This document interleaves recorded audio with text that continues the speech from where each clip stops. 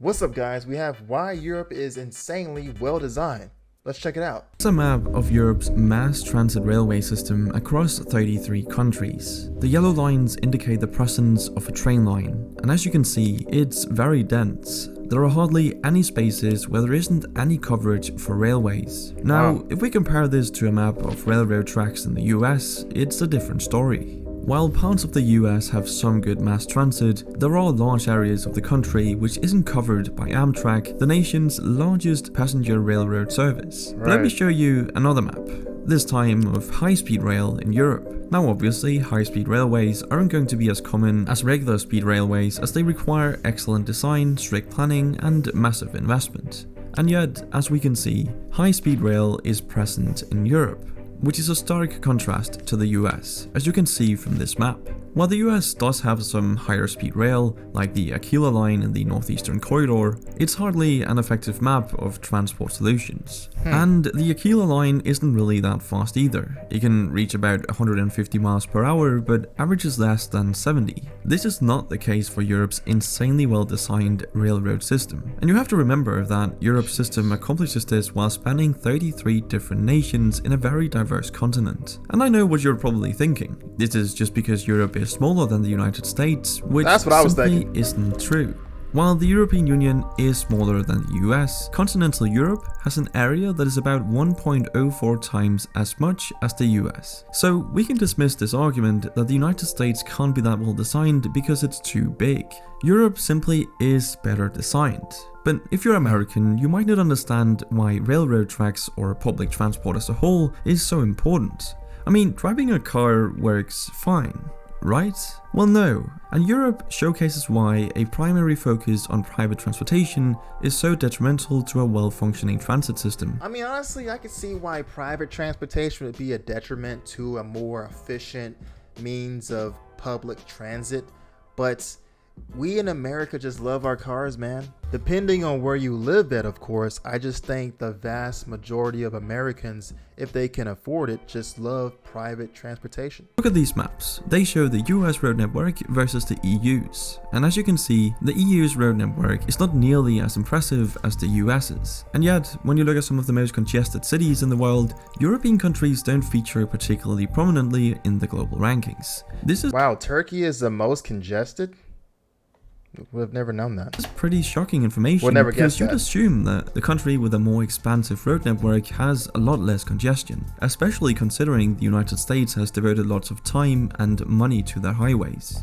So how come Europe is less congested when they have fewer roads? Well, it all comes down to disincentivizing the use of cars and, most importantly, making an attractive alternative. Europe does this by having both private and public transportation infrastructure, which technically the US has as well, it's just a lot worse. But on top of this, Europe makes it pretty expensive to buy, own and use a car. This is achieved by having high taxes on vehicles and gasoline. In fact, here's a map of worldwide gasoline prices. As you can see, European nations are in the top rankings, while the US lies at the bottom, charging very little. But let me be very clear, it's only a good idea to make it expensive to drive a car if you have an attractive alternative, which America doesn't, but Europe does. I mean, obviously this wouldn't work in the US with its current transportation infrastructure, but in Europe, this is a great strategy because you make the roads less congested for those who actually need them and give everyone else an affordable and efficient alternative, being Europe's amazing public transport like the trains on the railways. This is arguably the better strategy because even though the vast majority of Americans have access to vehicles, at around 91%, and gas is comparatively cheap, it still leaves 9% who don't have access to vehicles. What are these people who can't afford a car supposed to do? I mean, sometimes public transport isn't even an option, or is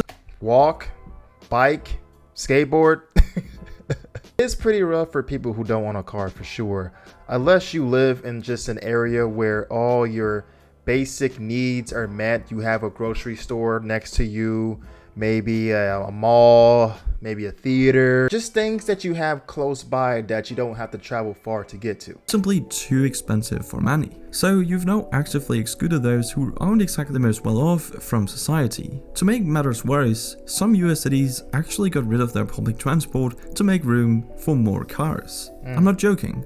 American streetcars like trams were actually removed to make way for bigger roads. Absolutely insane. Compare that to Oslo, Berlin, and Madrid, where discussions are underway to restrict or even exclude most cars from the city center. And let's not forget that when you have cars, you also need somewhere to park them. And this is where things start to become rather ridiculous. And sometimes parking, depending on where you are, is not cheap at all.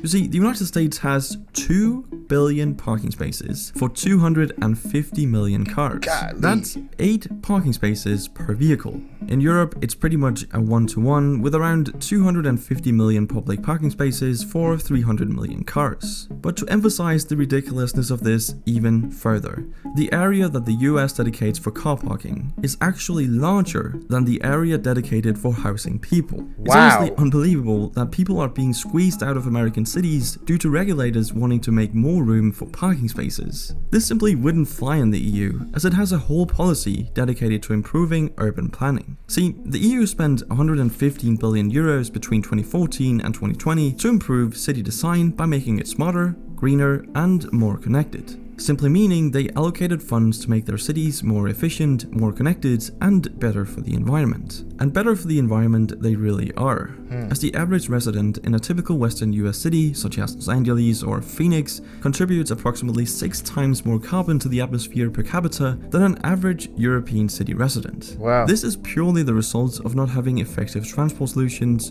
which saves resources and allows people to move about efficiently.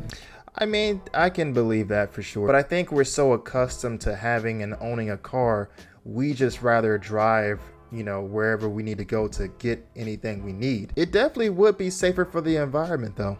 And exactly that. Moving about efficiently is something most of Europe's citizens are able to do as a result of the European Union. See, most of Europe's nations are in the European Union, which gives the EU citizens a number of perks, which includes a free travel area.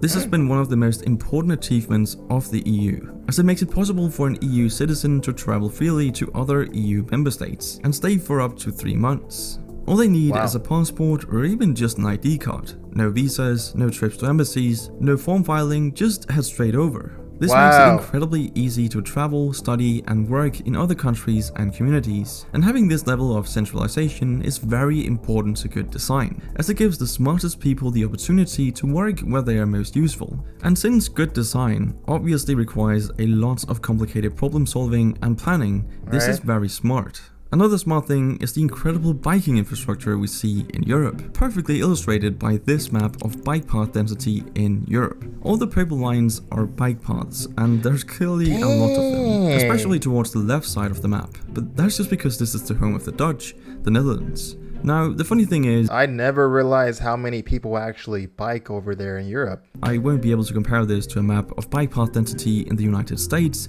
because such a map hasn't been made. At least I wasn't able to find any, and I can only wonder why. But anyway, what Europe and also the European Union has achieved is pretty remarkable, as it's hard to think of another set of such diverse countries where you would be able to travel so freely, in an efficient and inexpensive manner.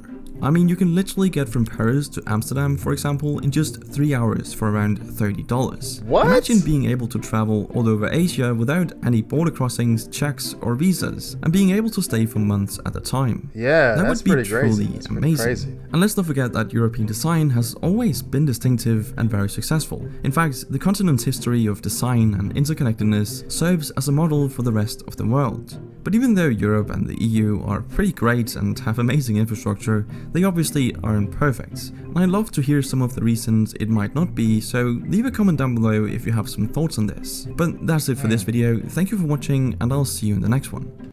Very interesting video. I just don't know if people here in America would be open to a more attractive means of public transportation, since we're so accustomed to just taking our cars everywhere. Unless you're living in places that have mass transit available for people who live there, like New York, Boston, or DC, having a car is sometimes essential. It's a luxury, and even in certain cases a status symbol. Not having a car in certain areas can be a giant inconvenience for you and affect how people can perceive you overall, which is, in my opinion, pretty dumb. But anyway, let me know what you guys think in the comments. Make sure you like, share, and subscribe, and I'll see you guys in the next reaction video. Peace!